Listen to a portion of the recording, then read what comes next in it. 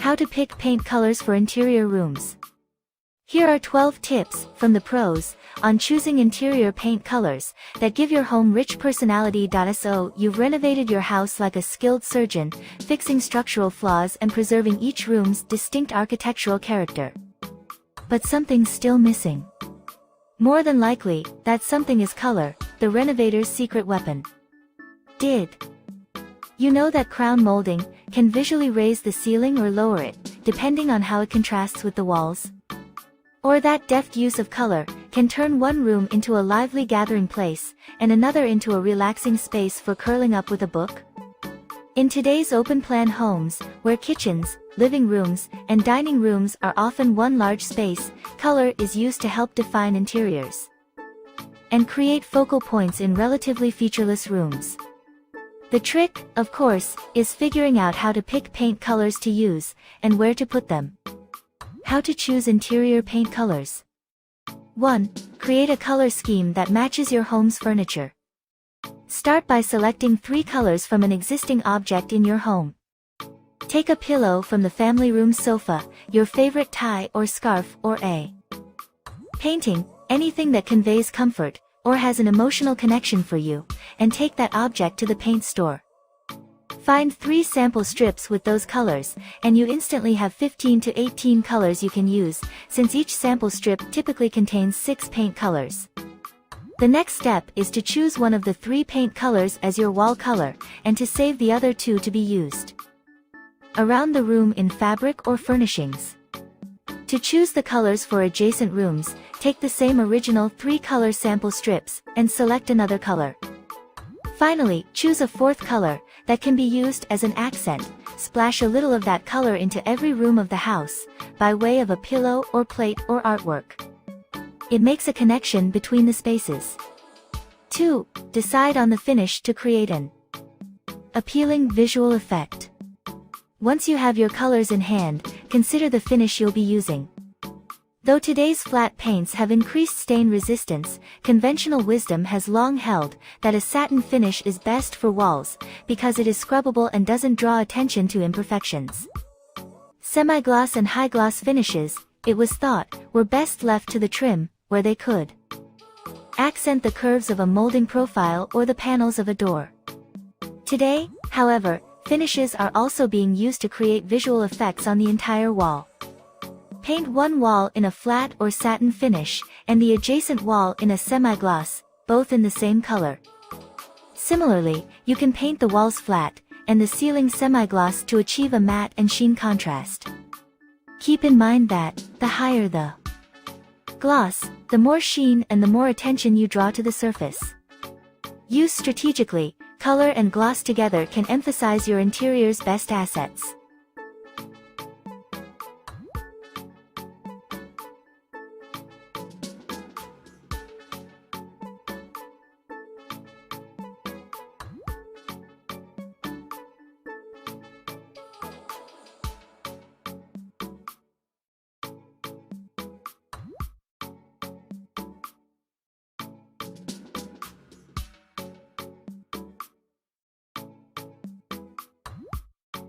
Three. Match the color to the feeling you want in the room. The psychology of color is a minor obsession among paint professionals. Many say you should choose a color, based at least in part on how a room is used, and the mood you want to establish. Keep in mind, when it comes to emotional effect, of course, one person's welcome home orange will be another person's signal to scram. 4. Know your whites. Whites come in a staggering variety. Pure, clean whites are formulated without tinted undertones. These are favored by designers looking to showcase artwork or furnishings, and are often used on ceilings to create a neutral field overhead. Most other whites are either warm, with yellow, rust, pink, or brownish undertones, or cool, with green, blue, or gray undertones. Use warmer whites in rooms without a lot of natural light, or to make larger spaces seem cozier. Cool whites, by contrast, can help open up a space. Test several at once to see which one works best with the other colors at play in the room. How to use interior paint colors. 5. create flow in open plan spaces. Continuity is important on the ground floor, but color can help zone a big open space, separating the dining area from the TV room, for instance. There's no need to stick to a single color, or even a single color palette that is either all warm, reds, oranges, yellows, or all cool, blues, greens, bright whites. However, by using muted, dustier values, there's a better chance the colors you choose will flow into one another. 6. Make small spaces feel bigger or cozier. What colors make a room look bigger? Generally, crisp whites can make a space feel bigger and more open, while warm colors create a sense of intimacy. At the most rudimentary level, large rooms generally can handle more color than small rooms. Lighter hues can open up a small space, while darker colors give the perception that the surfaces are closer than they are. What colors make a room cozier? Of course, some small spaces don't need to feel big. If you're aiming to create a welcoming or cozy atmosphere in a foyer, study, or library, for example, hunter green or rust may serve you better than pale peach or celery. 7. Using color architecturally. One of the most effective ways to use color to transform a room is to play up its architectural features. Molding, mantels, built-in bookcases, arched doorways, wainscot, windows, and doors all offer an opportunity to add another layer of interest to colored walls. Painting molding and doorways. For subtle emphasis, painting molding or doorways just one step lighter or darker than the primary wall. It's a subtle shift in color, but it really brings your eye to the detail.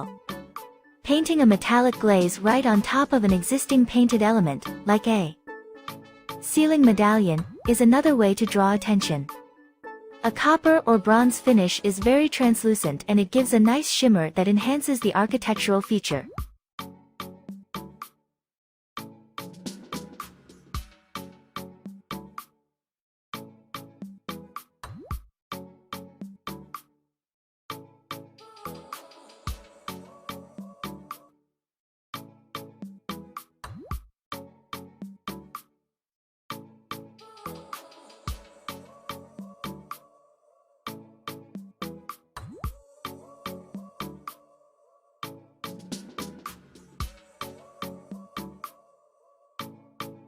Eight. Exploring using two different colors in the same room. For a bolder approach, try using two different colors in the same room. For example, paint a built-in bookcase or niche a shade of green in a room with blue walls, which will highlight the items on the bookcase, or inside the recessed area. Of course, architectural elements can also provide continuity throughout a house, if they are painted the same color in every room.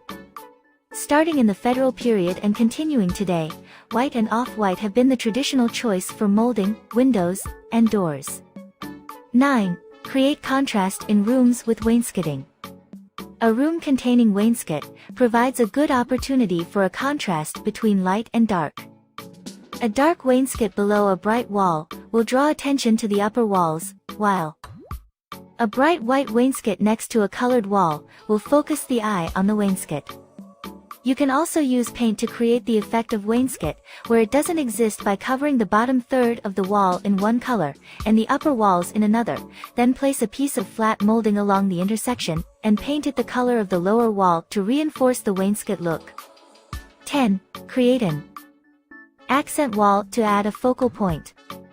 Where rooms are relatively featureless, painting an accent wall in a vivid hue, where the others are white or neutral, can add a dramatic, contemporary edge. Or, as Ken Charbonneau, a New York color marketing consultant, suggests, paint the primary walls a soft color such as beige or celadon green and the accent wall 3 shades darker. The accent wall still gives the room some punch, but it's not as dramatic. 11. Explore bolder options with multiple colors.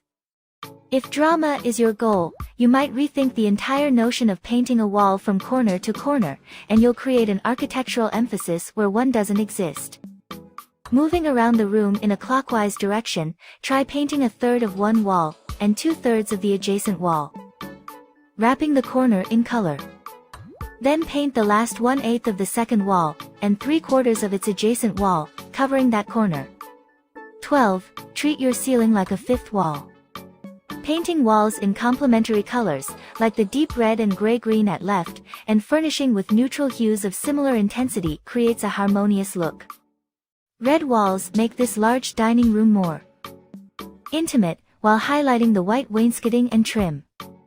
Red overhead also lowers the ceiling visually, making the space feel cozier and more convivial, a plus in a room designed for conversation. To give low ceilings the illusion of height, paint them white, and any crown molding the same color as the wall. This will keep from interrupting your gaze upward. Though sticking to ceiling white generally makes a space feel airy, a similar effect can be achieved by painting the ceiling a lighter shade of the wall color.